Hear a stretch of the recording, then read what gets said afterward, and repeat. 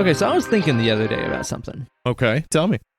If you look up the nutritional information on a loaf of bread, in an entire loaf of like regular American white bread, Yes. it's about 2,000 calories, right?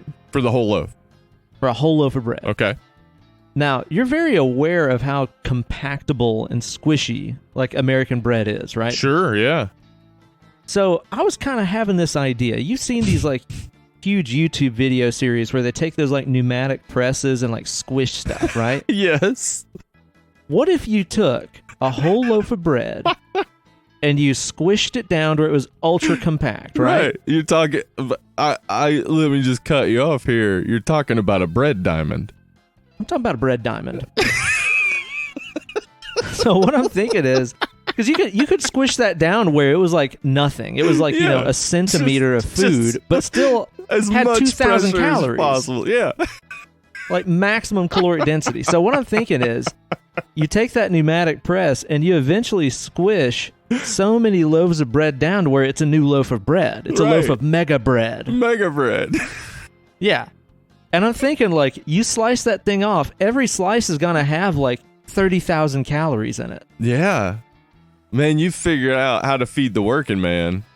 Yeah. Feed the world with mega bread. But what I'm thinking about, too, is, like, how confused does your body get when you eat, like, you know, a mouthful of something that is so calorically dense that it's actually, like, a week's worth of calories, but your body is like, I have nothing in my stomach. What is this? How confused does your body get? I imagine extremely. What you're talking about also kind of reminds me of a hardtack, which is what like sailors ate and like soldiers would eat on the front line, and it was like really super compressed, like nutrient dense bread, basically. Mm-hmm. Yeah. Do you think that Latmus bread from Lord of the Rings is actually mega bread? That's what that is. That's what it is. So you're thinking like an elf. Yeah, exactly right. But also, too, it's like, considering you'd be eating that many calories, like, wouldn't it be so weird that you could eat something the size of like a postage stamp and end up getting extremely fat from it? Yes, it would. That seems to not make any sense. No, it doesn't. Somebody, please try out some mega bread at home. Let us know how it goes. Get your mega bread starters. Welcome, dead and lovely listeners, to another carbohydrate-filled episode of Dead and Lovely, your favorite horror movie review podcast in this multiverse and beyond, here with your socially distant pals. Why, it's me, Uncle Ben. And me, all the way over here, Hollywood Steve. There you are, you're way over there. Hey, 6 feet away at least. I think you're several hundred feet away from me at this point. That's several true. thousand feet away. One might find it easier to say it in miles. It could be. Yeah, that'd be a shorter way to say it, I think. How you been doing this week, Steve? I've been doing good, man. Been kicking it. My wife finished the semester, so spring break. Yeah, we've been hanging out. We've been watching some stuff that I've already watched that she hasn't seen, but it was fun to rewatch. Ooh la la. Trying to figure out what to do for our anniversary, because we were planning on going to Outer Banks, to North Carolina, and we're not doing that. I don't know why not. The beaches is reopened. Just go down there and have your good old time. That's true. That's true. That does sound fun, getting sick in North Carolina, but I don't think I'm gonna. All right, put that one on hold for now. Yeah, we had our anniversary last week. Yeah, and we were kind of in a similar situation where it's just like, well, do you want to go to the kitchen tonight? It's like, well, what can you do, you know? But we actually had a really nice kitchen. Yeah, you know, I've seen worse. We had ourselves a good time, though, man. We started our day off ordering out brunch, which we went and picked up. Had a bottle of champagne with that, of course. Oh, yeah. We just kind of did our thing around the house. We both had to work that day, so we worked separately, and then we convened to make a really fantastic grilled tuna steak dinner here at home. Oh, yeah? With another bottle of champagne. What a good choice. Uh-huh. You just can't go wrong. Dude, I'll tell you, though, you can go wrong with champagne. The other night, that's true. Yeah. The other night, I had the bright idea that, like, hey, we got a bottle of champagne in the fridge. Let's make French 75s. Uh-huh. Or, as I like to call them, Apocalypse Wow. You ever had a French 75? Yeah. Yeah, it'll do it. Dude, It's like the most deadly drink on earth because they're so drinkable. Because it's essentially like I took the recipe advice of our own RDM with this, and he advised me in his proportions to make a French 75. It's essentially a gin sour, and then you fill the rest of the cup with champagne. That way you're sure to die. Yeah. Well, you want to dilute it a bit. Man alive, dude. Yeah, because you're getting like 2 ounces of gin and then probably like 4 or 5 ounces of champagne. Yeah. Woo. Lord of mercy. It was just brutal. It's a one and done affair, especially because we made pints. the normal way of drinking champagne out of a pint glass. Well, that's what we found is like if you get a bottle of champagne, it's almost 2 perfect pints. So it's like you have just a little room if you want to add some juice or strong alcohol, as we did. I'm not one for the traditional wine glasses. When it comes to champagne, I tend to drink it so fast it doesn't matter. You just put it in a plastic cup. Yeah, I love champagne. It's so good. Jinx. Oh man. I hope you guys find yourselves something fun to do on your anniversary. Maybe you guys can both go to your local place and get a haircut, get a manicure, get a table at an Applebee's or something. We are going to do something that I have yet to do in quarantine, and that is eat out. We're not going to go to a place, but and I'm also doing something I haven't done in a year. And that is, I'm going to eat a whole bunch of fucking carbs. Oh, my Lord of mercy. We're getting my favorite pizza and Emily's favorite pizza. It's not just for me. It's her anniversary as well. We're getting our favorite pizza, and we're gonna hang out, have a good time here at home.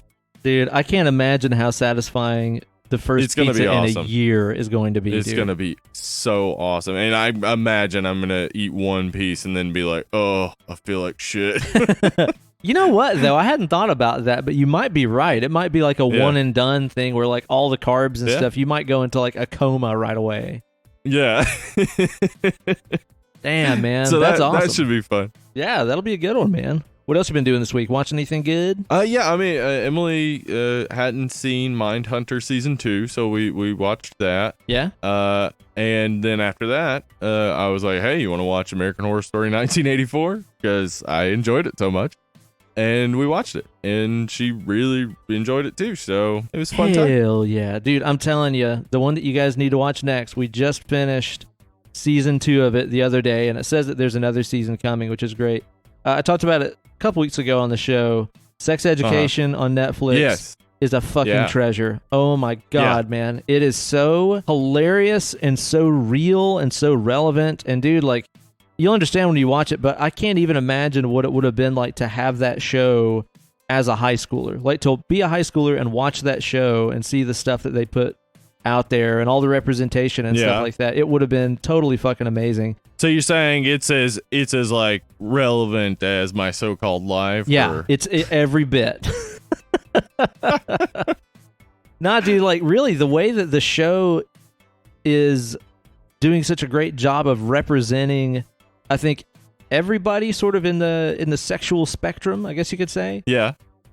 Without seeming like they're just like, you know, making cardboard cutouts of these stereotypes, almost like when you watch Glee and it's just like, oh, they really put one of everybody in here, but it seems like very tokenized and stupid, shallow characters of what these people are actually like and going through, you know?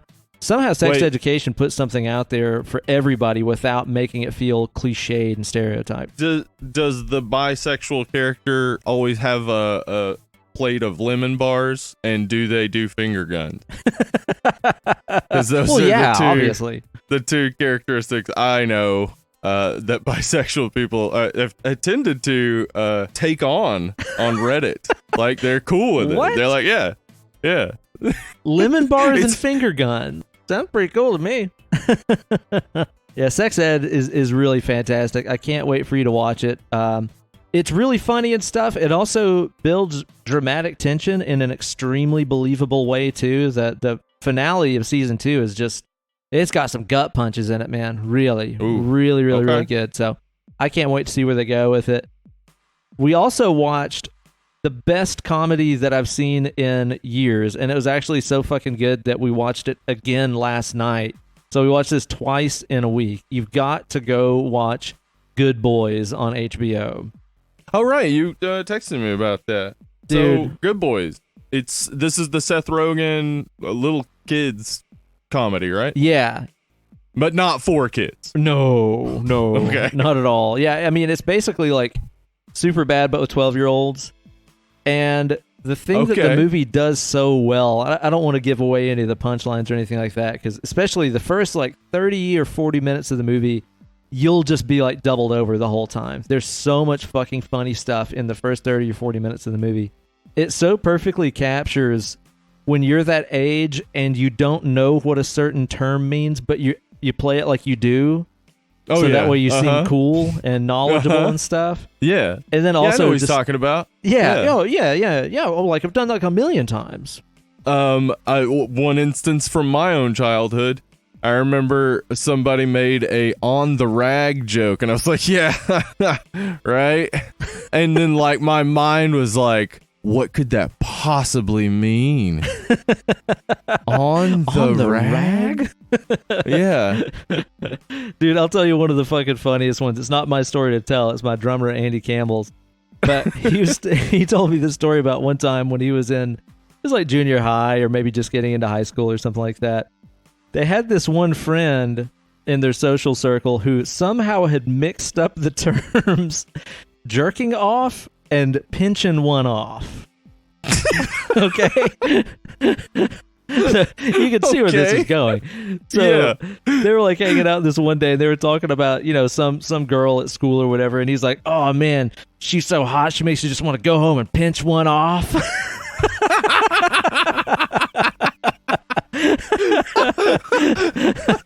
She's so hot she makes me want to take a shit. Oh god, that visual is so hilarious. When he's just sitting on the toilet, just so content with the shit. Like, yeah. So it's full of that kind of stuff. I think that person might be into butt stuff. I mean, maybe. I don't know. Yeah, maybe he didn't have the terms mixed up. He's like, no, that's exactly, yeah. She's so hot. Yeah, it feels great. Did you ever take a shit? It's so good. And it also does such a good job, too, of just capturing how serious you took everything back then. Like things that just seemed completely unimportant and stupid, they take deadly serious, because that's exactly how it was when you're that age. Dude, it's so fucking good, man. Really a blast. Awesome. Definitely watch that one. And cool. I think the only other thing really cool that we watched this week was that Will Ferrell movie, Stranger Than Fiction. Oh, yeah. I haven't seen that in a long time. I hadn't either. I forgot how great that movie is, and also how really weird good. it is, too, with the whole very strange, narration thing where he's like in somebody's story and stuff. Yeah. I forgot about a lot of those elements of it, man. That was a really, really fun movie. And then the other night, we also watched The Hustle with Anne Hathaway in it, which is basically just a remake of Dirty Rotten Scoundrels. Oh, okay. It was okay. It was fine. It was one of those things where, like, I kind of wish they would have gone their own direction with it a bit more, because they really did just lift a lot of the jokes and stuff directly from Dirty Rotten Scoundrels, Yeah. And nobody has any hope of trying to, like, remake a Steve Martin joke with my cocaine. Yeah. It's not going to work, no matter who you are. My cocaine. My cocaine. That's him. It's one of those things that, like, I wanted to be more mad about it. That's like, oh, this is just a remake of that movie that didn't really own up to it. But then actually, if you look at Dirty Rotten Scoundrels, it's a remake of a French story called like Bedtime Stories or something like that. So it's kind of continuing the tradition of being a remake and not owning up to it. I mean, from the beginning, it's been remake upon remakes. Hey, everybody, my podcast comes out next Monday now. Sorry, but we did get it figured out. It's all good now. All right. Yeah, it was an iTunes issue. I don't want to go too into it, but name drop that thing. Somebody might be listening to this for the first time. Oh, Legacy of Brutality is my new history of horror cinema podcast, and I will tell you this: that the Dr. Jekyll and Mr. Hyde was remade like 7 times in the first 20 years of film. Good Lord, it's like the Spider-Man of yesteryear. Yeah, like also the Hunchback of Notre Dame. That movie was made like 11 times before 1940. They just didn't have many stories back then. They had so many, but it's just like, filmmakers for a long time have relied on the easiest thing. So they remade this Student of Prague like 4 times in Germany because it was popular in 1913. Yeah, it's just always easier when you know that a formula works to invest money in it, I guess. The more things change, the more they stay the same. It's true. Yep. What'd you guys get up to on the old streaming chat this week? I was unavailable. Oh, that was fun. Oh, man. What the hell? I can't remember again when you asked earlier. It was Brain Damage.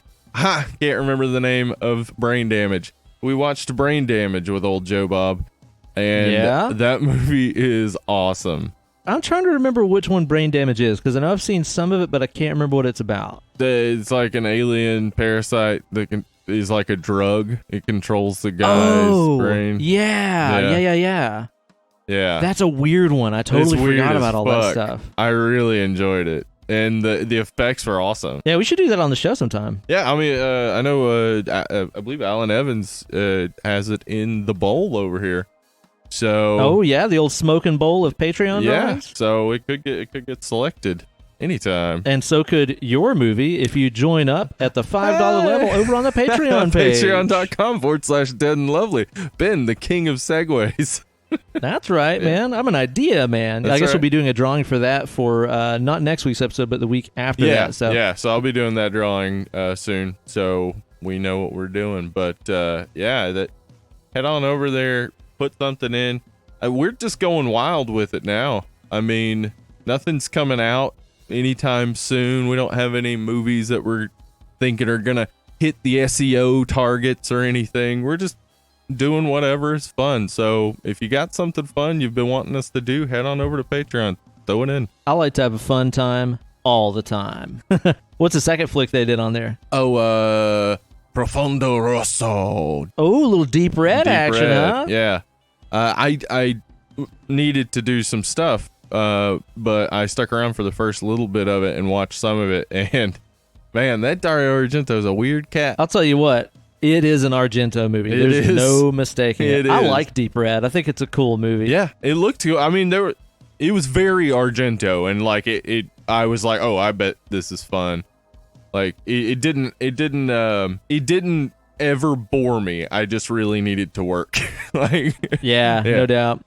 I feel like it's been a little while since we did an Argento on the show. Was the last one opera? The last one was opera. Here's the thing about the Argento movies. They never do well. Like, never get a lot of hits. Yeah, the people that love the show, we have a very good base of people that would listen to it no matter what. And they love our Dario Argento impressions, of course, because they're the best. Oh, obviously. Because we've accurately rendered him as a character. He make it a pizza. When I make the movie, it is like I try to make the pizza. I think this is also probably the only podcast that has 3 Suspiria episodes. Oh, wow. Yeah, I guess so. Yeah, because we did a mini-sode for the new Suspiria and a full episode as well. Yeah, and the OG. Yeah. But yeah, I mean, like, I'd love to do another Dario Argento, because Giallo is just an area I don't go to often. I mean, I've seen some Dario Argento, I've seen pieces, I've seen Lamberto Bava, some Fulci. Yeah, but I just think that there's so much there. It's a weird genre, I think. It's like hard I think it's hard for Americans to get into. I mean, maybe like definitely. Maybe I would say that about some Korean horror movies, though Train to Busan apparently is one that is super popular. Yeah. I've talked to a lot of like people that don't even really get into international flicks that really liked the movie that we're talking about on the show today, Train to Busan. So that seems to be pretty universally appealing. But those Argento flicks are just so fucking weird. They are. It can be polarizing. It can, definitely, because like either he's a genius or he is a space alien, or he's we would say both. He's a genius space alien. Yeah, but exactly. He's just definitely. It can be very off-putting for sure. Well, Steve, I'll tell you what. I'll get a pull to that right there. How about we crack us open a beer and get ourselves just socially lubricated as we get into the show. Now, this first one that we're drinking here was the result of a socially distant beer drop that our good buddy, the notorious Roger Dean Miller, RDM, made a couple weeks ago. He just happened to take a day trip down, just a good old drive, because gas is so cheap right now that it's kind of crazy. So he just drove down to drop us off some beers, and the funny thing is I was like, Roger's a-coming. I got to give him a box of some good stuff, too. And one of the beers that I gave him was one of the beers that he gave us. It is a Bearded Iris Escape Artist Double IPA, which is brewed with Strata, Cashmere, and Citra hops, and it's good as fuck, man. I've had the ones that I've bought. I've never had one that Roger bought, though. I bet it's sweeter. I bet it is, too. I bet he's really put his thumb to it. I really like this one a lot. It reminds me, which, of course, you could say this about most everything Bearded Iris does, it reminds me of their flagship Home Style, only it seems a little less funky and a little less sweet to me. It smells very citrusy. Yeah, very creamy pineapple, very citrusy and stuff. It's not... what's the word I'm looking for? It's not transparent at all. You can't see through it. Yeah, no. Lightly effervescent. Let me get so good. Let me get a swig on this. I predict that you'll like it. I remember that you liked the Home Style, but it had that hop in there that you're kind of allergic to. So I wonder if this one will have the same thing in it. It's sweet. Right? Yeah. It's got that, it's like citrusy sweet, but like, the citrus is more on the smell. It doesn't have like a strong citrusy taste. Mm-hmm. Yeah, it is like Home Style. It is. It does have like the thickness of a Home Style. Yeah, it does, man. And it's got that real like fresh squeezed orange juice taste. Like, orange juice in a bottle is never the same as you just squoze an orange. No, because they add citric acid. Right, usually. exactly, yeah. Like fresh squeeze is always a lot more smooth and less acidic. Yeah. This has like that kind of flavor to me, especially right after you swallow. Just that first aftertaste is very fresh squoze. Yeah, a fresh squoze. Yeah. What's the IB? Let's see. That's a 7.6. 7 So that's that because like it's not alcohol-y at all. No, there's like zero booze whatsoever on that. It's a little bubble gummy, not like yeah. Like I hadn't thought about that. Let me see if I can get that. Or maybe cotton candy. I don't know. What it's got just like a confectiony sweet kind of flavor to it. Yeah, but I'm trying to place what that does remind me of. Yeah, it is hard to nail down. It's good though. This is good. It's delicious. Yeah. It's a tasty one right there. Hell yeah. Thanks RDM for the drop off. You are better than we deserve. Ooh la la. Ooh la la. All right, Steve, the subject of our show today is going to be the train to Busan. But of course, before we get on to the review, we got to step into the preview palace. And we just happened to think to ourselves, you know what? It's been a little too long since we interacted with our fans over on our Facebook group. Interacting with the fans. We are friends with them too. Hey. And we posted up a request for a little FAQ that we're going to do here. You guys submitted some really awesome questions over on the Facebook page, which is facebook.com/something. /Dead and Lovely. That's what I said. Yeah. I was testing you. I was seeing if you knew, Steve. Sorry, I was looking at the FAQ thing and you said something and then I was like just in Facebook mode all of a sudden. Like what? Huh? You were booking the face. Yeah. And before we get on to the movie review, let's step on into the preview palace. Welcome to the preview palace. Oh, echo. Very nice. Yeah. Very nice. And we're going to answer some questions that y'all are dying to know the answers to. We're going to provide it for you. Nobody else can. We're here to do it for you guys. Yeah. Well, I mean, I guess other people could, but the answers would be different. Yeah. Yeah. Probably less accurate. Probably less. Yeah. Like I want to kick this off here with a hoarder-related question from our main homegirl, Letitia McDade. Yeah. Letitia rules. Yes, she does. And she wants to know, women who love horror, what are your true thoughts about them? What do you think about a lady what likes a scurry movie, Steve? Only type of lady that I could have a relationship with, honestly. Hell yeah. Yeah, like I cannot imagine if my wife hated horror movies or didn't actively love horror movies. I know, right? That would be so awful. Yeah, Emily is excited as hell to get drunk and watch horror movies, and that is my favorite thing to do. So yeah, no doubt. Yeah, I'm right there with you. I like women that like horror so much. I'm married one. Eating ain't cheating. What?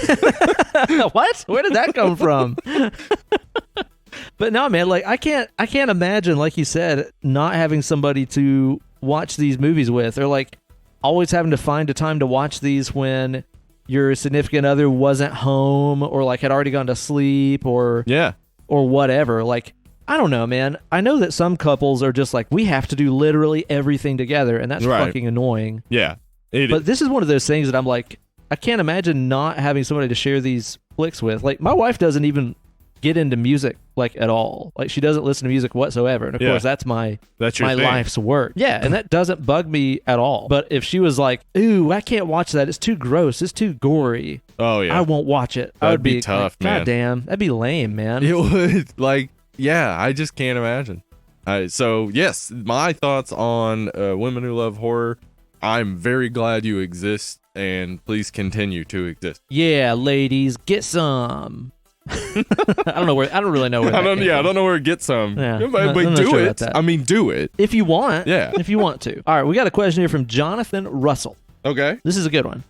Who would you rather have to deal with in a quarantine situation? Okay, Mike Myers, Jason Voorhees, Pazuzu, or Pinhead? Wow. All right, so I saw this and it immediately set my mind to thinking. So Michael Myers, Jason Voorhees, they can get into houses.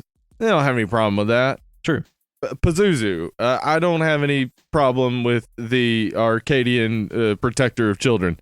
Pinhead, though, that's a guy who can get you out of the house. Oh, yeah? You think so? He could take you to like a dimension of crazy stuff. I mean, yeah. He's got such sights to show you. So I'm saying, like, I'd rather have to deal with Pinhead because it's like, at least I get out of the house. I bet he'd get into some real freaky naughty stuff real fast, though. Yeah, it probably wouldn't be fun after a bit. And I'd be like, I wish I had stayed home. You know what I would do, though, if I was dealing with Pinhead in that situation? I'd be like, you know what I really just hate? The thing that brings me the most pain and agony is definitely back rubs. Oh, I hate them. And if you were to massage the rest of my muscles, I would just be in agony. Oh, no. And he's like, is that so? I will show you the meaning of massage. Deep tissue. Oh, no. Jesus wept. You could probably just keep that going, you know? Yeah, see how long. Yeah. I think I'm probably going to go with a Pazuzu in this case right here. I think that you could have some fun peekaboo moments with that guy. Just when you think he's not there, there's his face in the microwave. Hey. Little flashes of him all over the place, you know? And as we talked about on our Exorcist episode, I don't think Pazuzu's a bad guy. Yeah, that's true. Pazuzu's not a bad guy, I don't think. It doesn't come across that way in the movie to me. So, Pazuzu, good dude. He'd keep you safe. So I'll hang out with that guy. All right. This is a fun one right here. Joshua Robertson asked this one. What's something that you do or think that most people might think is weird? Now, this is a good one to me because I had a situation just last night, right before bed. Kate brought something to me and said, this is how your mind works, isn't it? And I was like, yeah, exactly right. Okay. The way that people do math is weird to me. Okay. And apparently the way that I do math in my head is right in line with the way that, huge surprise, a lot of people on the autism spectrum do math. This is how I've always done this stuff. Okay. So, like, let's say you have a problem like 2 times 36. Uh-huh. How do you organize that in your head? 36 on top of 2, then 2 times 6, 2 times 30. Add the so you're 1. kind of like carrying it over and stuff, just like you would on paper. Yep. In my head, I break that off into 2 more simple problems. I think 2 30s is 60, 2 6s is 12. Oh, that's 72. Isn't that how? I mean, that's kind of how they teach math now. There's like a new way they teach math that It involves like a grid pattern, and it looks insane. Oh, I've seen that thing. Yeah. It's like I think it's like an Asian method or something like that. I don't even. It's I real don't see strange. how it's more efficient. It looks like it takes way longer to get. Anyway. But even in my head, even if it's like really simple problems, Yeah. it'll always be a way of breaking it into smaller things. So if you just told me 8 plus 6, I would think, okay, so I can turn that 8 into an even 10 with 2. That leaves me with 4 left over, so it's 14. It's like I get it to 10 and then use the leftovers. That's apparently how a lot of people, like I said, on the spectrum do math, which is why they typically test badly because they can't show their work. But apparently that's not how a lot of people do things, and that's just shocking to me. I was trying to explain this to Kate last night, and she's like, that's so much more work. And I'm like, no, it's way less work. It's a bunch of small problems rather than one hard one. I mean, you're right. It's true. It is a way to break it down. The result's the same. What's something that you do that people would find weird? I don't know how weird this is, because like honestly for me, I don't find anything I do weird. But I do use a squatty potty. Oh, dude, I've heard that those are the bomb. Yeah. It's actually not the squatty potty. It's just a step stool. I mean, just buy a step stool and put your feet up on it, and you will poop better. There you go. I think this is a weird thing maybe for younger people, but as a like grown ass adult, like having a good poop is a day improver. Got to stay regular if you want to keep happy. Am I right? Yeah. Man himself said it, man. All right. I don't think that's too weird. You're just watching out for your bowels, man. All right, let me move on one here from our buddy from across the pond. Is Kev Bickerdike in it? I'm gonna read his question in his native accent because I know that he'll understand it better. I think if I read it that way. It's true. Oh, have you ever had a tug whilst watching a horror film? I've definitely had a tug while watching a horror film because that was like why we rented them when we were young. Yeah, was to see boobies. Yeah, there you go, man. See, it's like I didn't have that because I started with horror so late in life. Yeah. I was already getting tugged by then. You're saying when you were watching like Blackcoat's Daughter, you weren't just like, let's do this. No, not really. Do you remember if there's a particular one that got you tugging on that thing when you were a kid? Night of the Demons, Return of the Living Dead.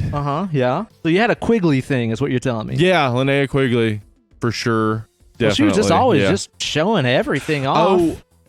Slumber Party Massacre 2. The redhead in Slumber Party Massacre 2. Okay. Mm-hmm.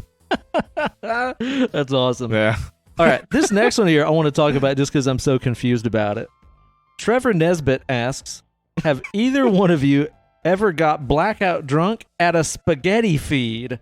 What the fuck is a spaghetti feed? I want to go. I mean, I'll go there. Like, sounds fun. Do you think spaghetti feed is an Italian streaming service? It is.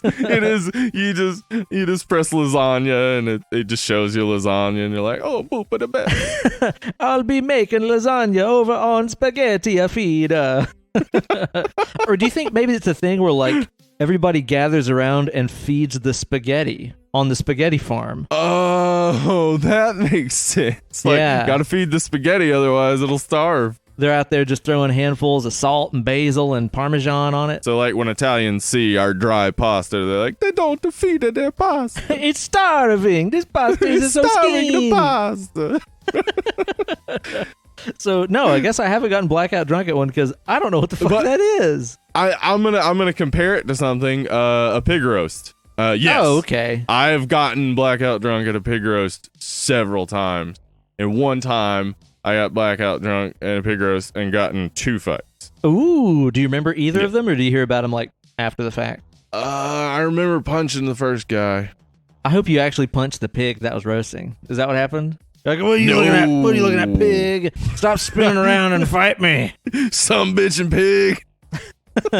You ain't kosher. You ain't the boss of me. No, I was the asshole at that party. Oh, okay. There's always one somewhere. We got there too early, and it was hot. Yeah. I don't think I ever have done that. I've gotten drunk, definitely, at some pig roasts and stuff, but not quite blackout. All right, we got another here from Mike Travisano. This is a fun one.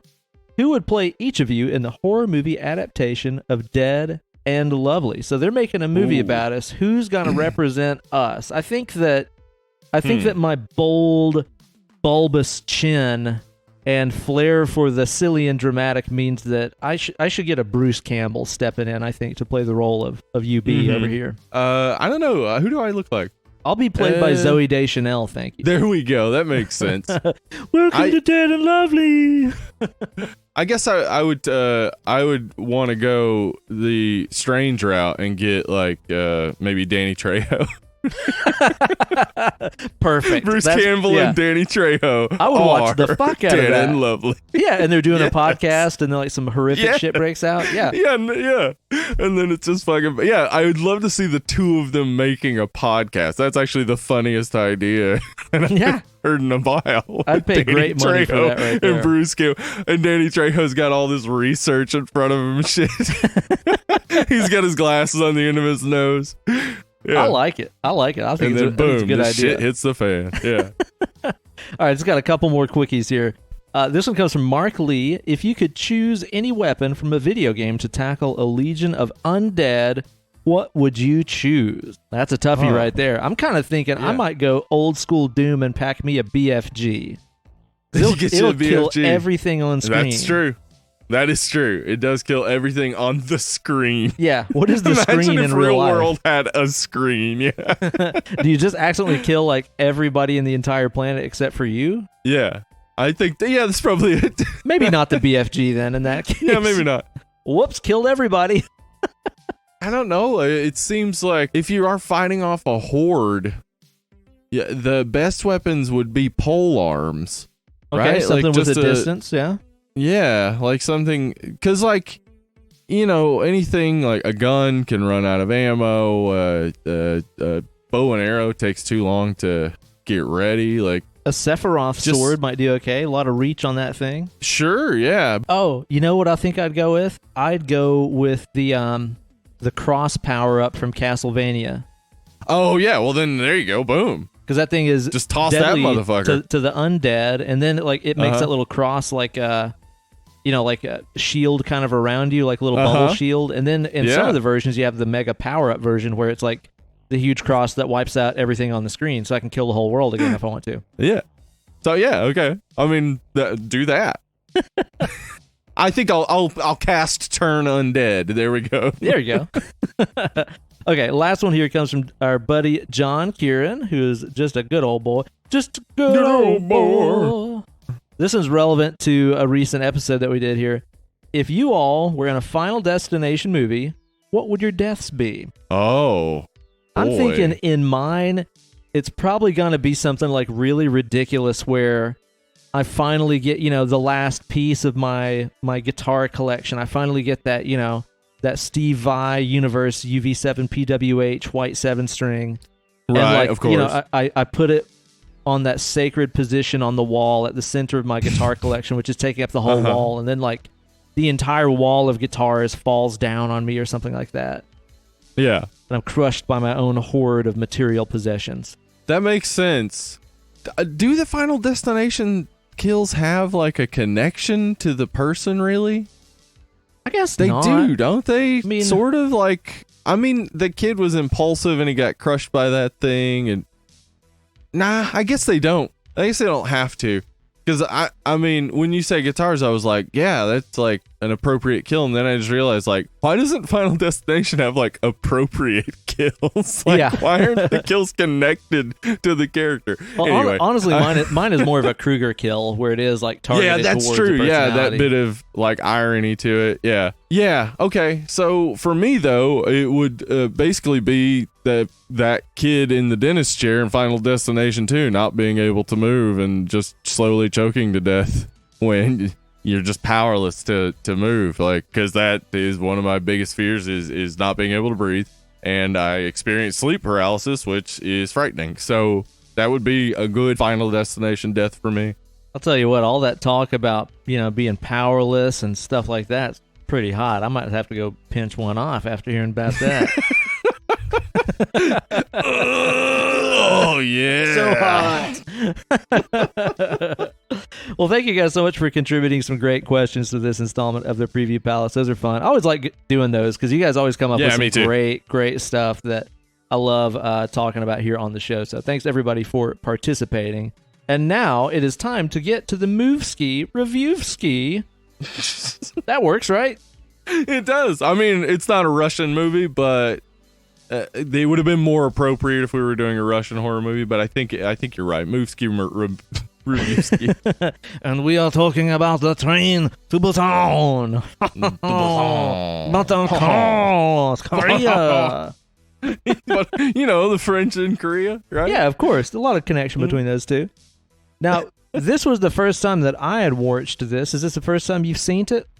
Yeah, I've been meaning to watch it for a long time because just been hearing great things about it for so long. And just wanted to watch it. That's kind of why we picked it, because we both just wanted to watch it and wanted an excuse to do it. So yeah. This was my first time. It's been on my to-watch list for a long time, too, but just knowing that it was, like a 2-hour or so movie and also like a foreign flick, which means I'm going to have to watch it very closely and pay tight attention to it. Yeah. I was just kind of putting it off because I was like, let's just, wait until I'm going to do it on the show. That way I can give it all the attention it deserves, So I had also kind of put it off, just waiting to do it here on the show. And I had heard a lot of good things about it. I actually really hadn't heard anybody say anything bad about it. It's like everybody that I knew that checked it out was like, this is a fucking great zombie flick. So going into it, I had pretty high expectations, and I gotta say, it was really good. I agree. It really, like, my expectations were very high, and the first time I watched it, I would say that, like, I felt maybe that it didn't do anything special. Like, just watching it the first time, I was like, this is a zombie movie. Right, yeah. But then watching it through the second time, I was seeing how, like, it was developing in a very, recognizable zombie movie way, but it's doing some things different, and it's definitely got its own message, and it's got its own, like, perspective with zombies. Like, it's using zombies to say some similar things to Romero. It's very Romero-esque, yeah, but also adapted to South Korean culture and society. Mm-hmm. Yeah, I know what you mean, man. Like, one of the things about this that did impress me a lot was the fact that it was able to build characters that I felt like I really knew and understood and cared about and knew their motivations and what they would probably do and stuff like that. In a lot of, non-English language films, it's hard to make those connections where you're like, well, I'm reading all of this person's dialogue. I might not even know how to pronounce their name and shit like that. It makes it like a little bit harder to empathize and care about the character sometimes. But this movie did a good job of making very solid characters that I think had some depth, and I really did care about them towards the end of the movie and stuff. So it crosses the language barrier extremely well, which apparently is something that I guess Korean films are getting extremely good at doing, considering we had so much hype about this and Parasite both. Yeah, I think they are. I mean, we've heard of Korean films in the past and gotten some Korean directors coming over to America directing Hollywood pictures. So like it's been a thing in the past. Like, it's just slowly been building up. But I think now, looking at where Korea is, like even here, like 4 years ago, they're making movies that I think can transcend the boundary that sometimes happens where things just culturally don't resonate with other people. I think they've learned how to make movies in a way that culturally resonate and are still specific to their own society and culture. Like, there's so much in here that I understand a little bit better by doing some research that doesn't make the movie unreadable if you don't know it, but it definitely like improves the watch. So like you can watch this movie without knowing, having any real context, and enjoy it, and then get some context and enjoy it even more. And that's a good thing to me too, to see that they're exporting these movies out of there that have cultural relevance in America, because I think a lot of your average middle of the country American people would think like, I have nothing in common with that culture. I have nothing in common with that society and stuff. And then you have movies like Parasite, which is all about wealth inequality and stuff. Yeah. You have movies like this, which deals with a lot of different, layers of social stratosphere. It does. It deals also with the wealth inequality and a lot of that stuff. Yeah. So hopefully it shows people that like, I can relate to people on the other side of the world that don't live like me and don't look like me and stuff like this. They have the same problems that I do.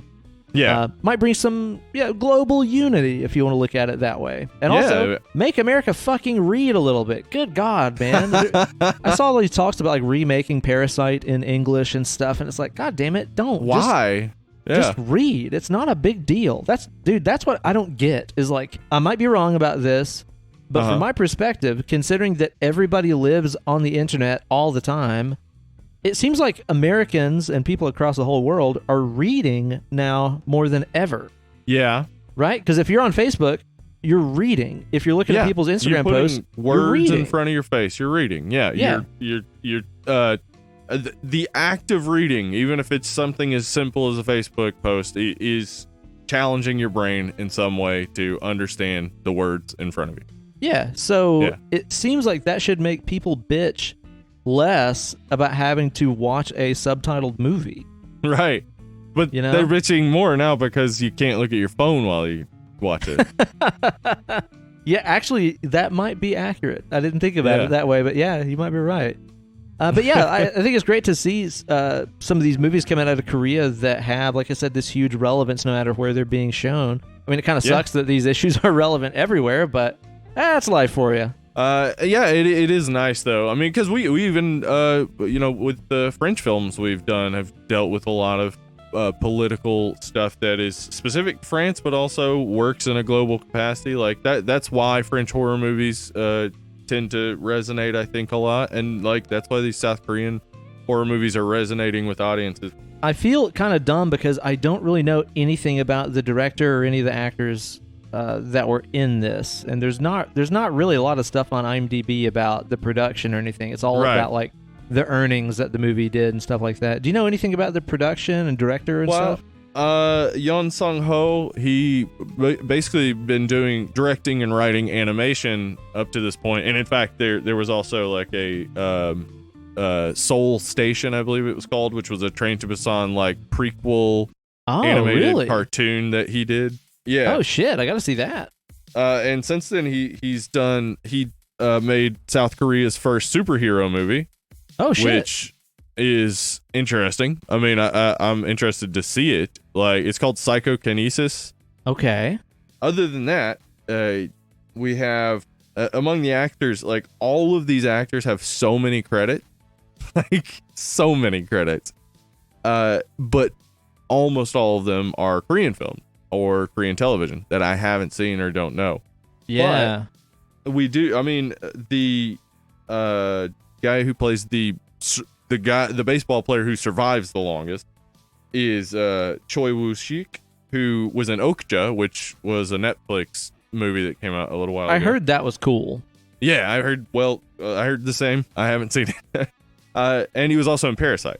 Yeah, which I loved. You still haven't watched that yet, have you? I haven't watched it yet. I really need to. God, man, it is so fucking dope. It's a really, really cool movie. I really recommend it.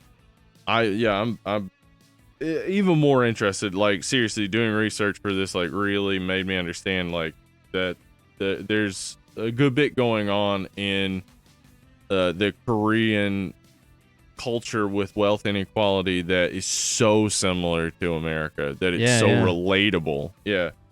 There's also let's see, the girl who plays Jenny, the cheerleader. Okay, yeah.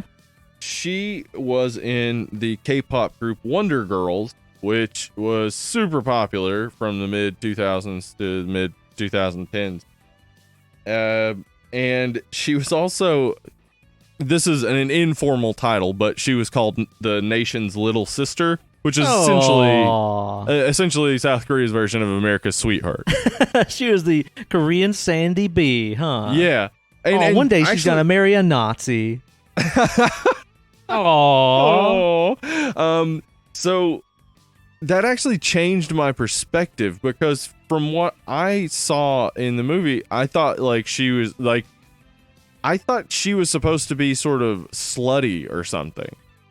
Like, I was unsure. It seemed like yeah. all the guys were all about her and stuff. Yeah. Yeah. And this one guy seemed to not like her for some reason. And seeing it as she's like America's sweetheart, or, Korea's little sister, seeing it then, it's like, so wait, she's just, I guess, really forward and he's super shy. It's not that he doesn't like her. It's that he's shy. You're talking about that guy that she sits next to, and she's like, "If I ask you, yes, you have to say so," or some shit like that, right? And they're like, "Accept her, accept her." Oh yeah, I like weirdest that chant ever. Yeah, that's up there with "We worship you." Yeah, phenomenal. That was one of those moments early in the movie where I was like, I hope the translation on this is not very bad, because sometimes you watch those dub movies and you're like, there was something lost in the translation here. It wasn't how you would expect it to be. It's probably a good translation, but doesn't work as well as maybe some more simple words or a simpler phrasing. Yeah, I know what you mean. I'm sure it's very difficult to translate a lot of that stuff directly to English without losing the meaning and stuff too. But now that you point out that girl was in a K-pop group, it kind of makes sense, because last night I was scrolling through some of the reviews for this that people were leaving, on IMDb and stuff. And a lot of them are really weird and creepy and gross, and just talk about how hot the cheerleader girl is and stuff. Well, I mean, she is gorgeous. That's correct. But yeah, I can see where this is going. Yeah, so this is a review that was left on IMDb by James Johnson, 1976. So a nice young man. 8 out of 10. Slender girl, knocked up but still thin woman, and zombies. And the review is, and therefore we see a little feminine hair and some legs, but not completely natural to show us full nudity, unfortunately. The prego wife is thin, so also 8 out of 10 stars and hot. I do like the romance and the strong feelings too. That guy's cool, right? That made me want to vomit. That's really gross. There's a lot of the reviews that are like that. That's a weird fucking way to live your life. Yeah. And guess what? Women don't like that. Well, I mean, there might be a woman out there that does like it, and I hope you find each other. But yeah, you guys are meant for each other. I imagine you'll be torturing prostitutes together in your basement, whatever. But a lot of the reviews for it were really weird and creepy, and I guess that's why, is because of the K-pop thing, huh? Yeah. A lot of American K-pop fans are weird dudes. Yeah, dude. It's have you met some really hardcore baby metal fans? No. I don't get it, man. I don't get it. But when you said baby metal, I just imagined a super buff metal singer just in a diaper. but it's that. That's exactly it. Awesome. Okay. Have you ever heard baby metal? I don't think so. No. It's the most confusing goddamn thing in the world. And right now, I'm sure some of our listeners are listening to this and they're just fucking steaming. But it's basically these, I don't know, it's 3 or 4 really young looking Japanese girls in schoolgirl outfits that front this metal band. Oh, okay. But it's all really cutesy, so it's heavy, but then their songs are Gimme Chocolate and stuff like that. It makes no fucking sense. It's really strange, man. I just don't understand it. Yeah. I hear the fun in that, by the way. I can see why that might be fun. Okay. And so we got this cast of characters that, as near as I can tell, I mean, obviously neither of us speak the dialect, but seem to be doing a very convincing job. I thought that especially the little girl was very convincing in her moments of vulnerability and stuff. Oh, she is so fucking good. Yeah. She's really good and adorable. I know. I was sold on her for sure. She's with her shitty singing. She's so bad at singing Aloha Oi. So out of tune, girl. You need to practice. But she's just so cute. You immediately you immediately like her because she's adorable and she's sassy with her dad, and it's fun.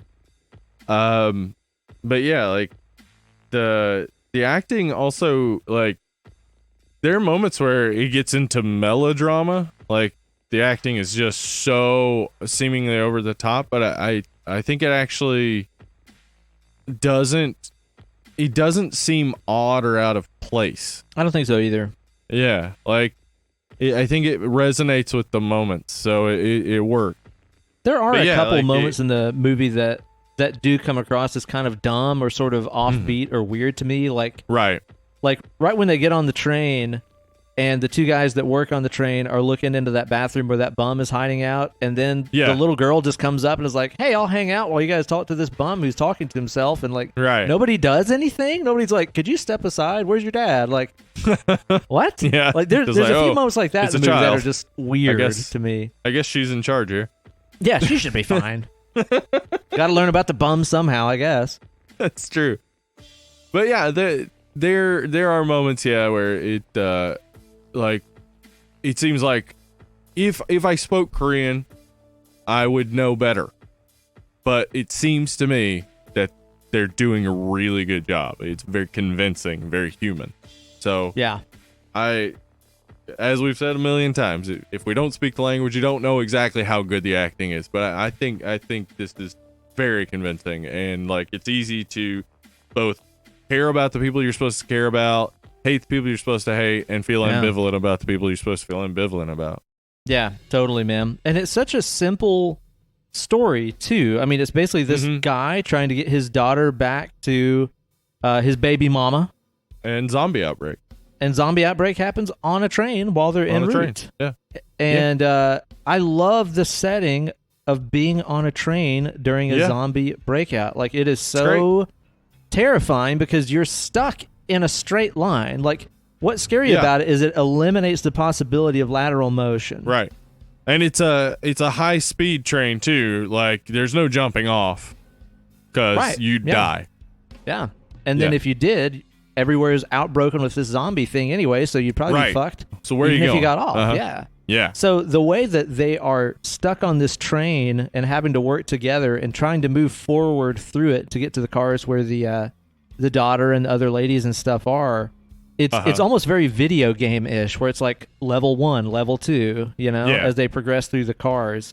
I think it's also cool too, considering that the movie has so many overtones about social commentary and class, and blue collar and white collar and all that kind of stuff working together. And they're all stuck on this train together that is moving perpetually forward. I mean, it's very much like life, Yeah, and it has that Snowpiercer quality to it, where it has that obvious sort of point, like we're all going the same destination. Yeah, literal forward momentum. Yeah, like all that it goes is forward. It does not go back. We're all on this thing together. Right, and when they get to the head car, they get kicked out by the elites who were already there. Right. They didn't even have to fight their way up there. They just happen to be there already. Yeah. Yeah. So it's got the great critique of capitalism in general, but also the tension of, like, you're going one place. There's only so much space where you can go. There's all these zombies on all sides. It's just perfect tension. Like, and then how do you deal with it? More. Yeah, and how do you deal with it? Yeah. Do you try to save each other? Do you just try to save yourself? Like, there's all these different outlooks on survival and the way that the characters in the movie approach their own survival and trying to help other people make it, or throwing them to the wolves in some cases. I think that, again, the train is just such a great setting for that. Yeah. Now, here's what differentiates this from so many other zombie movies that I maybe didn't even stand out to you. And that is, at no point do they try to figure out how to kill the infected. I didn't think about that. It's not about, because an American zombie movie is about showing off guns and about proving the idea that guns are a necessity that you might need one day.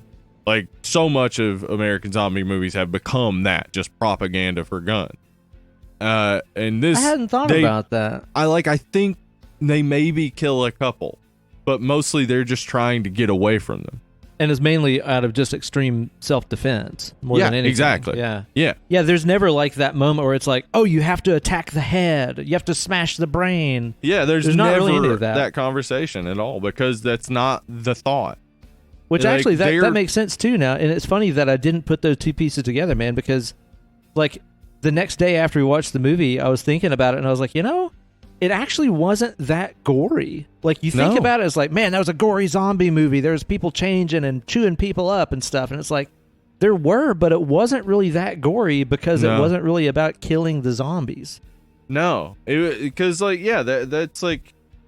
that's the thing that is of interest to me when we talk about the undead, is that the idea that in a zombie movie, everybody knows what a zombie movie is and immediately rushes out to just start shooting them in the head. Like, that's why Robert Kirkman didn't use the word zombie in The Walking Dead. He wanted a world fresh.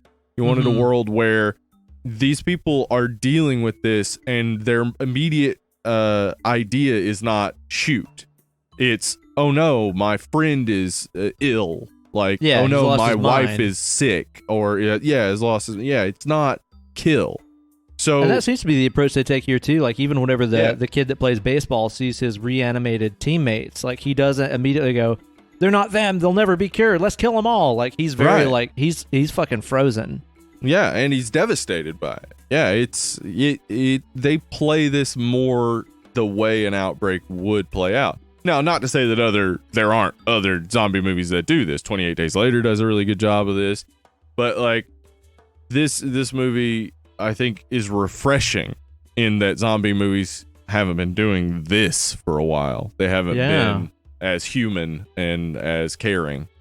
I hadn't thought about that. And that also just makes the social commentary there, I think, a lot deeper. Because initially I was kind of seeing things like, the way that they kept showing us the zombies, like, literally stepping on each other's necks just to try to get a bite. You know what I mean? Just to try to survive and carry on and stuff. You look at that and you're like, oh my God, they're not even human anymore. They're just animals. Look at them. They're just a horde swarming on top of each other. But then you also see that to some of the people that are just concerned for their own survival on the train, they're acting no differently. They're also stepping on the necks of their fellow human beings just so they can survive too. That's set up with the opening image. The opening image is of a drone waving, like, cars on. It's just like, it's built to look like a person waving cars on. And then we cut to a little bit further down the road, an actual person doing the exact same thing. And so it automatically sets up this comparison between this just machine that has the look of humanity and this human that has the look of a machine.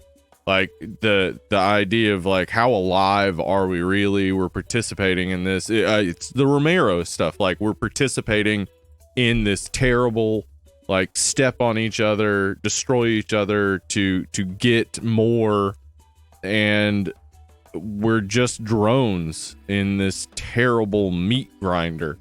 Well, and also, too, it just kind of brings attention to, I guess kind of the idea based on what we were just talking about, too, where it's like, it's easy to forget about people's humanity. It's easy for me to go out here on the streets downtown and see people that are living a extremely hard life on the streets, being homeless and stuff, and forget about their humanity. And that's why the homeless character is there the whole time. Like, we never hear his name. He doesn't really say anything much except to tell us that they're all dead. Like, and he seems to be this constant thing that indicates, like, whoever he's with, they're the good people, basically. Like, they're taking care of him. Because they'll take care of the least of themselves. Yeah. Yes.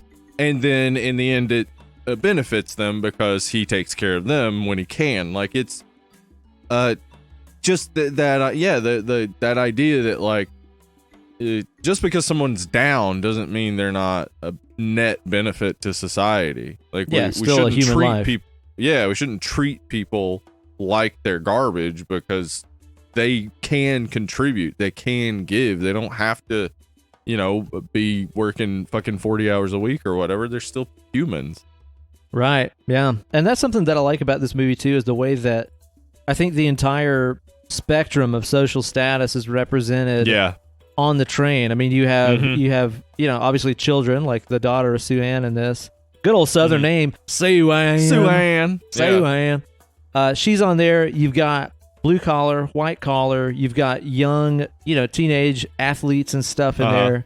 You've also got, big business, big wig, executive guy. And then you also have like oh God, he's the worst. And then you also have like the two old retired sisters. They're adorable. They're awesome. They're so great. And they say terrible shit.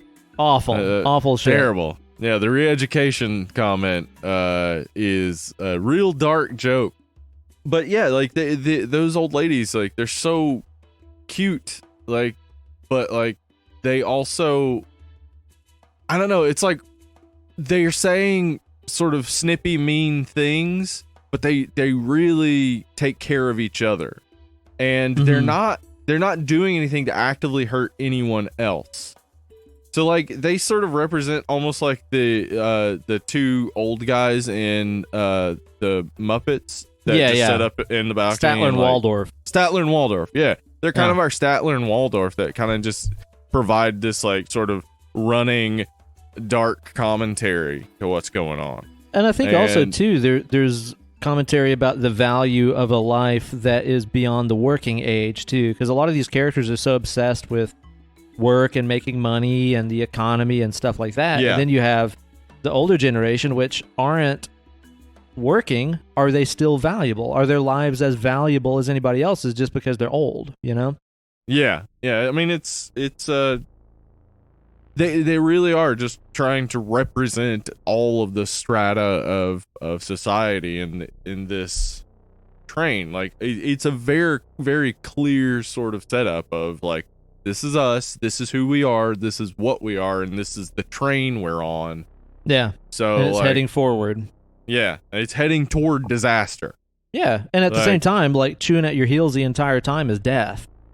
The unavoidable thing that's coming for all of us. And that's something that I think is, especially now that we're in these times, is especially relevant about this movie, is the fact that these people that are all in this train together that represent all these different walks of life, they're all being stricken by this plague, this disease. Yep. Like, it sees no social boundaries. Like, the zombie doesn't care if you're rich or if you're poor or if you're old. It strikes everybody, and we're all in it together. Ben, let me tell you, this is where some context really adds a lot to this. Okay. So, this movie comes out in 2016. In 2015, South Korea had a coronavirus outbreak, MERS, MERS. Oh yeah, that's right. Which they weren't prepared for, and they basically reference it at the beginning when the guy in the truck asks him what's going on, and he says everything's going to be okay, and he says, you've said that before. Like, that's what they're referencing. Oh, okay. They're referencing an outbreak situation exactly like the situation. Yeah, guys is like, what, you got to bury my hogs again or something like that, right? Yeah. So this is set up exactly like a coronavirus outbreak situation. And what's interesting is that MERS outbreak was what made it so that South Korea was prepared for coronavirus. Right, they did the whole tracking thing and all that jazz. Yeah. Which is why you can turn on ESPN most days and watch South Korean baseball right now. Word, because South Korea was not only prepared, but completely and totally contained the virus, and so they can play baseball. I mean, people can't go watch it, but they can play baseball at the very least. So maybe take a lesson from South Korea's MERS outbreak, guys, and really take it seriously. Yeah. No kidding. We're 2 months into it. Take it seriously. That's what dude, and not to go just totally off about this again, but that's what really upsets me about this whole thing, is the fact that the U.S. was some of the last to start really getting hit by this shit. Yep. We had months worth. Yeah. time to prepare. And watch what it's like. Well, this is phase 1 of this. This is phase 2, and we just ignored it. Like, it's somebody else's problem. Because again, that's like shit you see in this movie where, like the big like businessman guy in this just seems to think this is everybody else's problem but his. Like, this isn't going to affect him because he's a rich businessman and stuff. Right. You know. Mm-hmm. And he keeps like putting everyone else in between him and death. Yeah. Like it's just him constantly throwing others to the wolves, which is exactly what our protagonist is basically responsible for. Like, we find out that essentially he and his company have created this situation. Yeah, that was kind of a twist in the movie where I was like, wait, what now? Yeah, where it's like, because like he was so obsessed with profit and so obsessed with money and gain that he has been a part of creating the destruction of their entire society. Right. It's another very clear message. Like, no matter how far down you are in the chain, you're a part of this. So like, we gotta stop. Like, we gotta stop it. We have to cease it. Otherwise, we know where it ends. Yeah, definitely, man. Yeah, dude, those parts towards the end of the movie when he starts literally throwing people in front of himself. Yeah. Dude, I was just like, you piece of shit, dude. Yeah. That guy, he played it up so well, too. The actor, like, he's just so perfectly hateable in those moments. Oh, yeah. And I think there's also something, too, to be said about the way that this could even be dealing with, like, a refugee situation in a lot of ways, where the people at the front of the train, they know about the very real threat that, you know, the guys have been being pursued by on their way up to the front car. But once they get there, all that they express is fear and fear-mongering. Be like, oh, he's already turned. You can tell he's one of them now. Uh-huh. And they're unwilling to help them out because they just came from a lower part of the train, you know? Yeah. Yeah, they really turn, because that is what the zombie movie has been about since Romero. It's been about talking about social issues and advocating for social change. Yeah. And this movie does exactly that in a very Korean way, and does that also in a very relatable way for other people. So I think it's earned all of the recommendations that it got. Yeah, I think it's so. earned all the credit that people gave it. And in addition to all the cool social commentary and stuff that we're talking about here, it's also just a fucking thrill ride. It's a rad zombie movie, man. Yeah. It by the time does it was all done, the I was good like, stuff that you want out of a zombie movie. I was tired, man. Like, by the Yeah, end of the it's movie, I hard. was wore out because there's really not a moment's peace after that train gets moving. Yeah, there's not. It's just action. And man, I love the way it plays out. I love what we find out about the zombies. Like, the zombies are very similar to a lot of zombies we've seen, but these in particular seem to they have like very limited vision, it seems. Yeah, Kind of just follow the noise. Mm-hmm. Yeah. That's a They cool little also- thing that they take advantage of too, where they throw stuff at the back of the car to distract them and stuff like that. Yeah, well, see, that was a flaw Emily found with the movie. The telephone trick. Why didn't they do that like multiple times? I'd have sacrificed like, a phone or two It worked so for well that. the first time. Yeah, yeah. It's like, but can you imagine if you were in this situation and you were like, "Well, I don't want to lose my phone." Yeah, not my phone, dude. It's got like all my numbers. I haven't backed up on the cloud in like a fucking year. Are you kidding? No. I don't care if society's falling to crumbles. My phone. Yeah, gotta have it, man. Yeah, there are little holes like that you could poke, honestly. Yeah, but I mean, you can do that with most any zombie movie. Oh yeah, for sure, man, for sure. But yeah, it's exhausting, and then towards the end of the movie, God, it gets fucking depressing, man. Yeah, it really, really does go like, because like, I mean, what do we got? We've got the pregnant couple, and like they're just a shining beacon. They are like there's nothing wrong with them. They have no real arc in the movie except to provide like the moral standard. Like, so we've got this really sweet woman who seems to take care of the people around her, and she's extremely pregnant. She's pregnant, but still thin. Yeah. 8 out of 10. 8 out of 10. But then you have the more blue collar, like husband, boyfriend, whatever. I think they're married. I just called him Joe Cool in my notes because I was like, man, that jacket and stuff, that collar, that's fucking Joe Cool. And by the way, look for him in a couple years in Marvel's The Eternals. Oh, no kidding. Yeah, he's going to be in there with Kumi Nanjiani. Shit.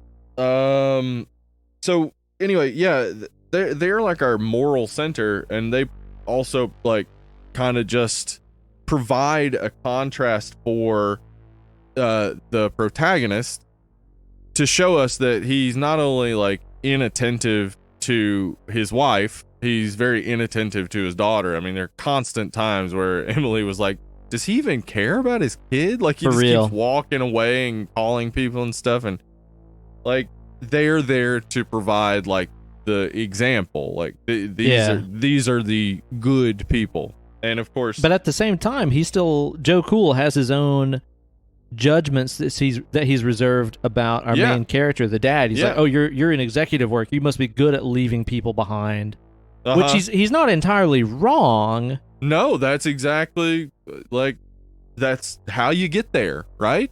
That's how you get to those positions, is stepping on some heads, leaving people behind. Yeah, right. So yeah, I mean, I guess like it's our blue collar outlook that makes me assume that they're the moral center, and I think they are. I think they're supposed to be. Well, the main character is not super likable. Yeah, he's an asshole.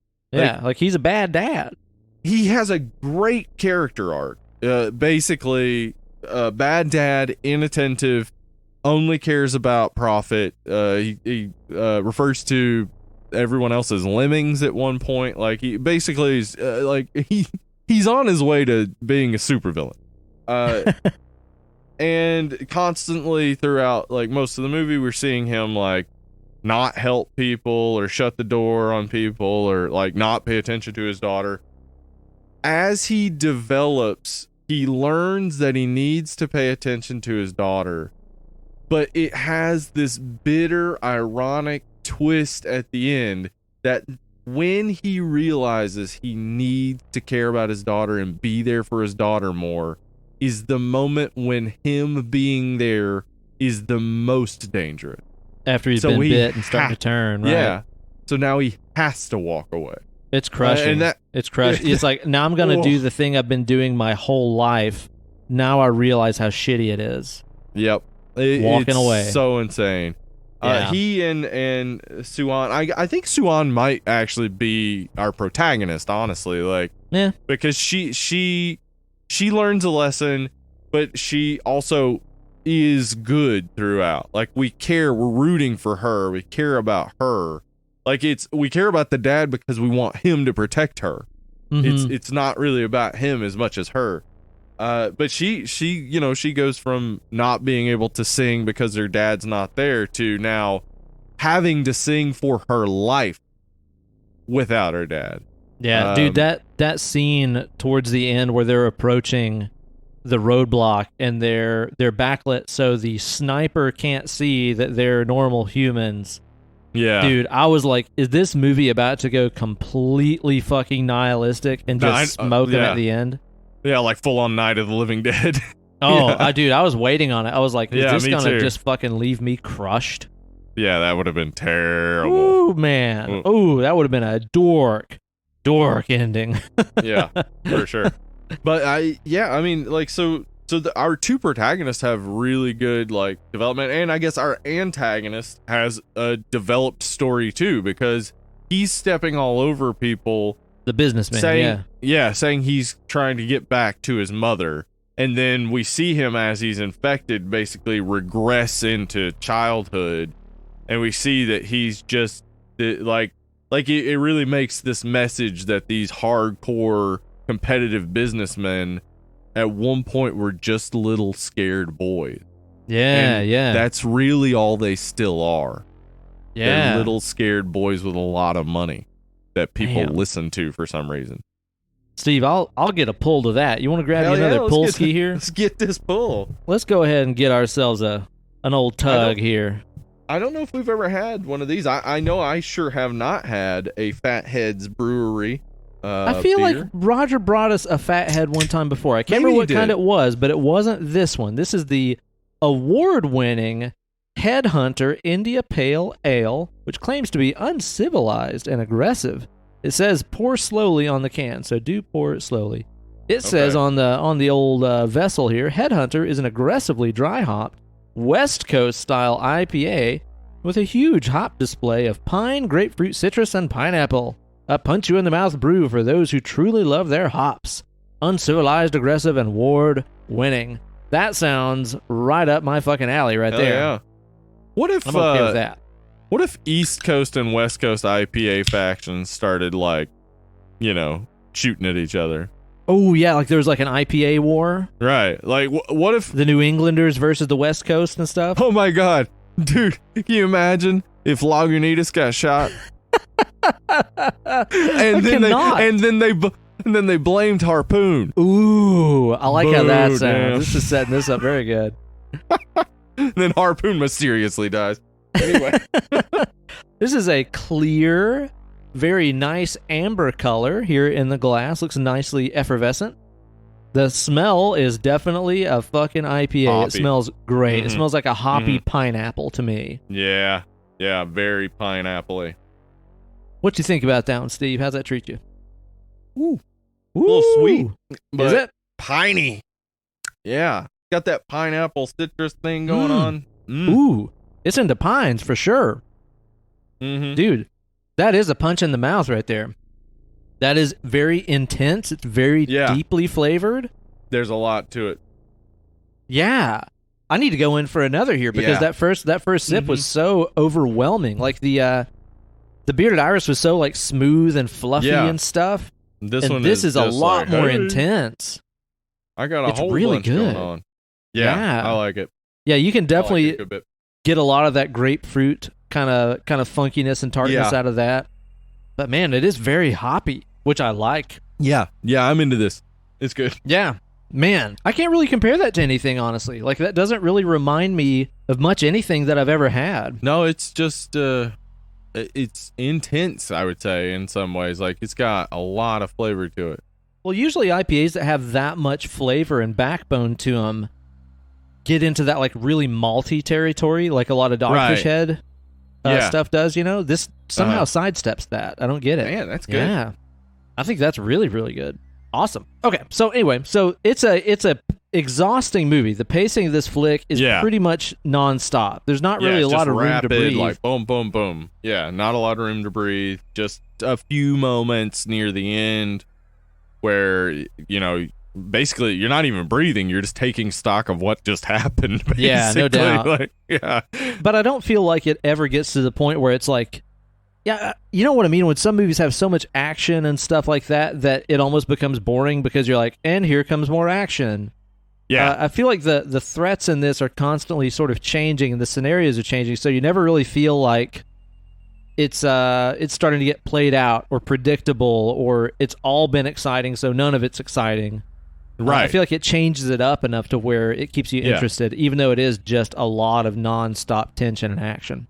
Yeah, I think you're right. Yeah, it's just so perfectly paced for a zombie movie because, like, you really can in a zombie movie just get too much action where it's just like, okay, so you're dealing with the zombie apocalypse by just killing a whole lot or whatever like that. Yeah, okay, it's like, I get it. They're running for their lives, right? But in this, it just has enough moments in between of like hiding or slowly trying to get past, or all these moments that are like they do slow the movie down a bit but just increase the tension. Well, it's kind of interesting too because a lot of zombie flicks are either just too nonstop action or it'll be a bunch of action then like a really inappropriate, unrealistic, like tender moment between characters that would never actually happen in this situation. People who've just met who are like, I'm here for you.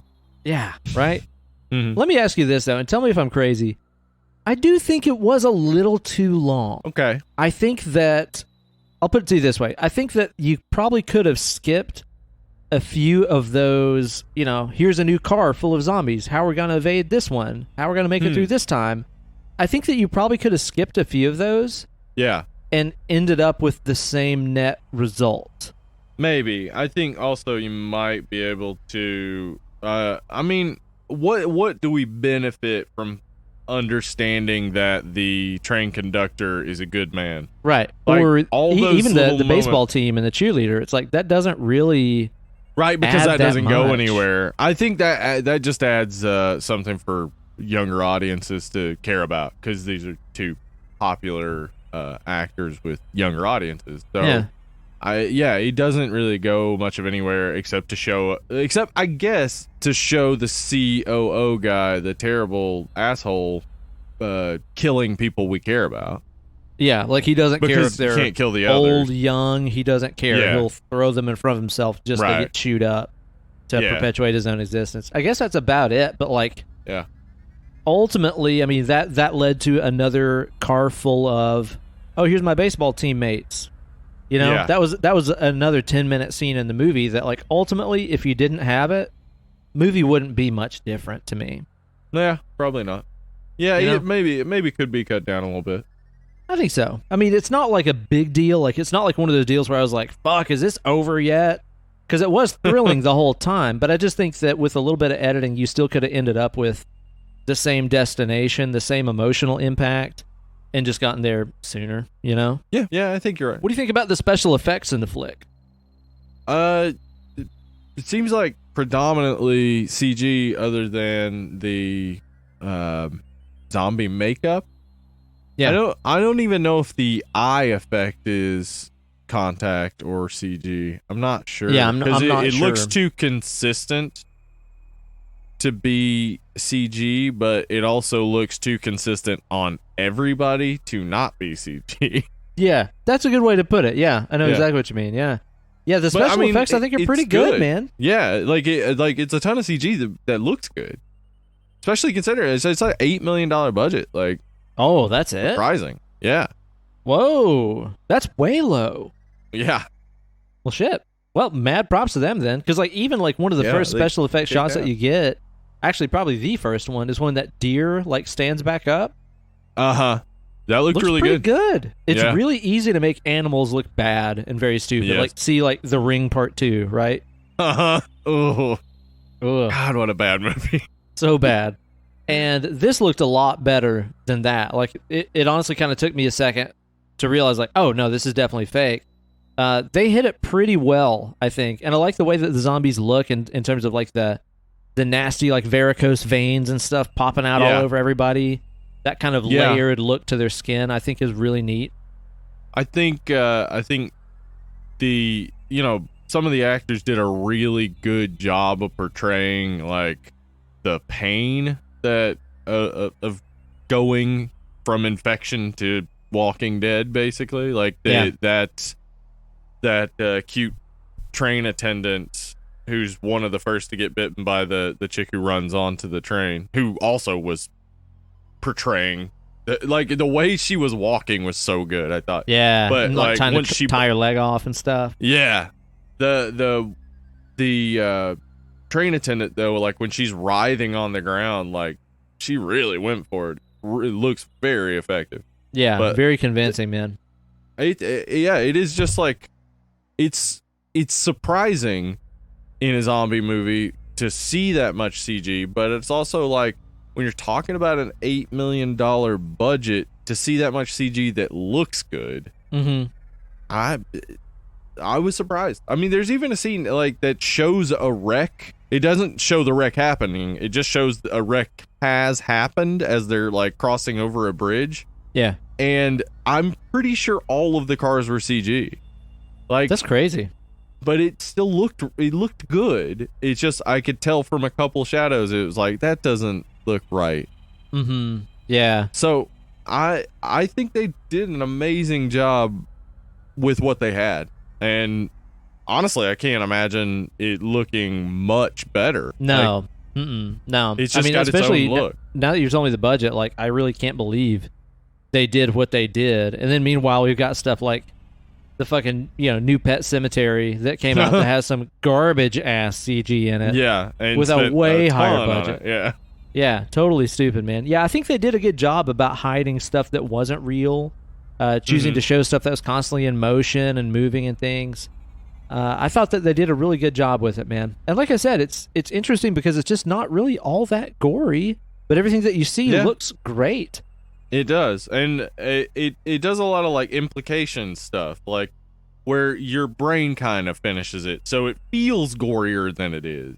Yeah, totally. Yeah, I'll say the rate of that infection seems kind of inconsistent to me. Where some people, it seems like they get bit and then boom, like immediately they've turned, and then you've got stuff like the businessman and our main character here who seem to retain some humanity for a while, and then are conscious of when they start turning. Like, it seems kind of inconsistent. I mean, they never really spell out exactly how it spreads, so it's not like you're saying, oh, they're breaking their own rules here. Like, we don't really know the rules technically, but it just does seem kind of inconsistent. If we were to try to make that consistent, then it would be like, well, you would want to see some other slower turns. Like, maybe some people do turn fast and some people do turn slower, but we don't really see that. All we see is everybody turning really fast and then these two characters turning slow. Yeah, a little bit like, okay, so why does this guy get to retain some of his humanity for a while, even though his eyes are a different color now? Like, right. What exactly is going on there? Yeah, if they had shown it earlier, just show like a couple people slowly turning, it would have made that make sense and still work. But I mean, you can still have logic to it, and this world is being expanded on. Like, supposedly coming out August 2020 is a movie called Peninsula that is not a sequel to the movie, but an expansion on the world. You know, like the Cloverfield stuff. Okay, so it's like in the same universe then. Right. So I assume it'll have something to do with zombies, but who knows? I'm okay with that. Okay. Yeah. Yeah, I'm definitely interested enough by this one to watch anything that they want to do to expand this universe further. Yeah. I mean, it's nothing really exactly groundbreaking. Like, I'm not going to say, like, oh, this is, like, reinvented the zombie genre or anything like that. It really didn't. Yeah, it didn't need to. Yeah. It told a cool story that was pretty straightforward and full of a lot of tension and put people of all different walks of life in the same situation with each other. And see how it plays out. See how it plays out. Yeah, see how these different, social stratuses interact with each other and work together or work against each other or care about each other or don't care about each other. I liked how it did that. I think that is very interesting and a well-thought-out zombie movie. In some ways, it even has like a meta level of essentially a zombie movie itself is a machine. Like, you know how it moves and you know its destination. It is a train. Like, you know where it's going. But the recognition of that, like, from the writer indicates what they're trying to do is say, like, okay, so it is a machine. What else is a machine, and how are zombies like that? How are zombies like people participating in capitalism? It's a real good parallel to everything that's going on. Like, this is a well thought out zombie movie, and it shows that zombie movies, like, people didn't get tired of zombie movies. People got tired of cookie cutter zombie movies that had no thought to them. Yeah. It's just, I don't think people ever actually get tired of zombie movies. We just get this glut of them that are all the same and miss the point. And then somebody comes along, like, I mean, for 3 decades it was George Romero, but somebody comes along and is like, no, this, like 28 Days Later, like, yeah, or Shaun of the Dead. Shaun of the Dead, yeah. Like any of those movies that really just showed, like, no, this is what the genre is. Like, all these zombie movies that you hate, they're missing the point. they're not understanding. The genre is this. It's about humanity. It's about caring. It's about all these things. It's not about just shooting. Yeah, and brains and shit, right? Yeah, and girls exactly. running through the forest and twisting their ankles and falling. Right, exactly. Though those movies can be absolutely fun. I do love Return of the Living Dead. Oh, totally, man. Absolutely so. Though I think that has some of that. So yeah, but it's still fucking awesome. it's still fucking awesome. Yeah. Yeah, I think this is a really well done flick, man. The hype, I think, pretty well lived through for me. I really enjoyed it. I'm not gonna say it's like the best zombie movie I've ever seen or anything, but I'm gonna say it's the best I've seen in a while. Yeah. I can't complain about much. I think the performances were good. I think the look of the movie is good. The special effects are good. I mean, I always like seeing some gore and stuff. It wouldn't have added more to the movie if it was like gorier. But I just like seeing, blood and guts in a horror flick and stuff. Well, yeah, so I it's could fun. have done with a little bit more. It could have been a little shorter for me. Mm-hmm. Soundtrack was not like super in your face, but is well done. It is I think. effective. Yeah. Yeah, I enjoyed it, man. As far as like final thoughts, rating, where are you at on this thing? Okay. So, this movie did something that no past Korean horror movie has done for me, and that is sell me on needing to watch more Korean movies. Yeah. A lot of times in the past I've tried to watch stuff like The Host or something, and admittedly it's good, but I would just don't connect to it in the same way. This I connected to in a very like recognizable way, and it kept me enthralled, kept me interested. It made it possible to watch a zombie movie and get something new out of it. Yeah. Which was great.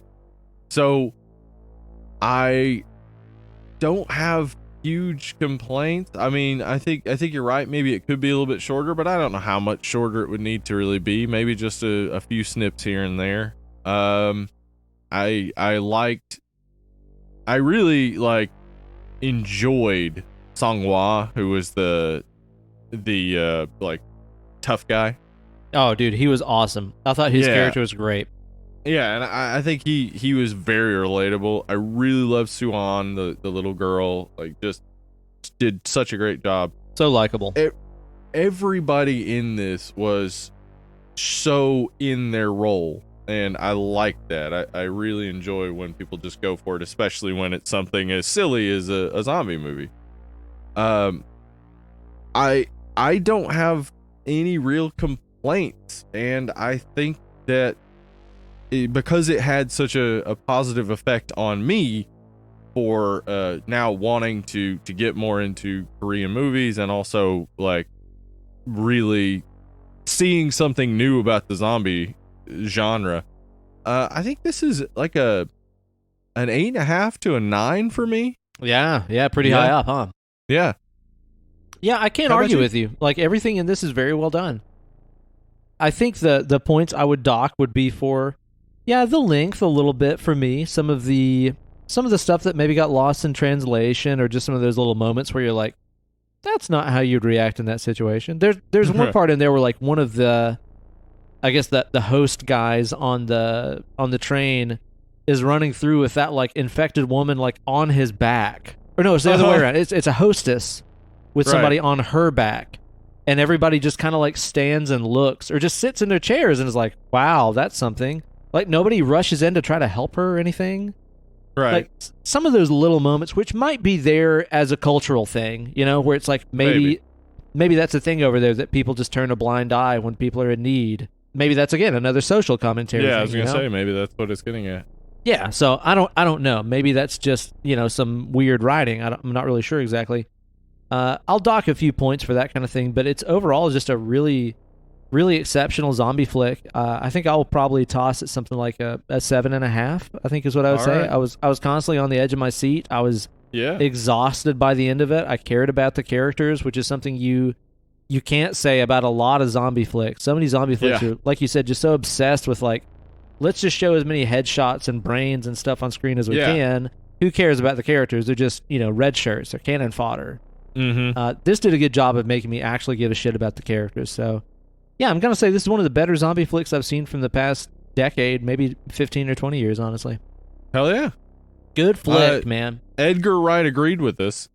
The director of Shaun of the Dead said it was the best zombie movie he's seen in forever. There you go. So, if the director of Shaun of the Dead thinks it's a good zombie movie, you might want to check it out. If you might haven't want to already. scope it out. And it's on Netflix right now, right? Yeah. Yes, at the time of recording, of course. Yeah, as we record. Yeah. Yeah, be sure to scope it out. Well, it's a good time talking about a fun old zombie flick. We're going to be talking about another cool movie that I've not seen in forever next week. But before we tell them what it is, Steve, tell them where they can follow us on social media and give us their money. At Dead Lovely Pod on Twitter and Instagram. We're also Facebook.com/Dead and Lovely. Got a great group over there. Head on over. Also, head over to Patreon.com/Dead and Lovely, where you can become a patron and help us keep this show a-going. If you become a $5 patron, you can help choose what movies we cover in the future. That's so right. Head on over there. That's right. Check it out. And be sure to check out the show next week, where we will be talking about What Lies Beneath. I've never seen this. I'm excited. It's really rare that like I get a leg up on you where I've seen this movie and you haven't. Yeah, so this is great. I'm excited. Harrison Ford, interested. So I've heard about this movie a million times. I've never seen it. So it's one of those ones that's kind of like on the fringe of horror, where it's like a lot of people might call it a thriller or a psychological thriller, but at the same time, like, if I recall anyway, quasi-supernatural, kind of in the same league as something like The Others or Stir of Echoes, something like that. It's kind of in that hood right there. So I always enjoy those kinds of movies. They usually attract some big talent and some big budget and stuff like that, and are just a fun, gripping watch. I've not watched this since probably high school. I'll tell you the story about watching it next time, but awesome. Dude, it's been a long time since I've seen it. I remember liking it, but I also remember, liking High C Ecto Cooler, and that tastes like fucking scum now, so who knows? So tune in next week and find out if we still like What Lies Beneath. Find out if it's High C Ecto Cooler or scum. Yeah, it's also streaming right now. Did I say on Netflix or somewhere? I can't remember. It's streaming somewhere. I can't remember. It is streaming somewhere. Yeah, for sure.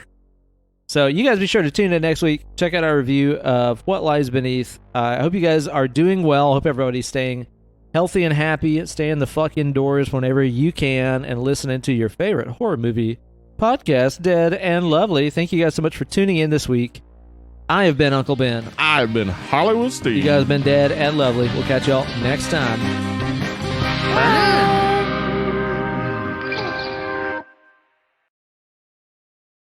Could you really imagine, though, how annoying it must be if you are an amputee who's trying to get in shape, and everywhere you go, they sell you a pair of dumbbells? How insulting is that? What are you supposed to do with the other one? I just need the one. I mean, because the other one's just going to be taking up space. It's not like you're going to wear one out and then start getting use out of the other one. That's a good point. And just imagine trying to explain that to a seller. It's like, I just need one. Like, they come in pairs, sir. No. Trust me, bro. Trust me. You got to work both sides of your body, bro. You got to work both sides. I just need the one, man. Nope, just nub it up, man. Nub it up. Never skip nub day.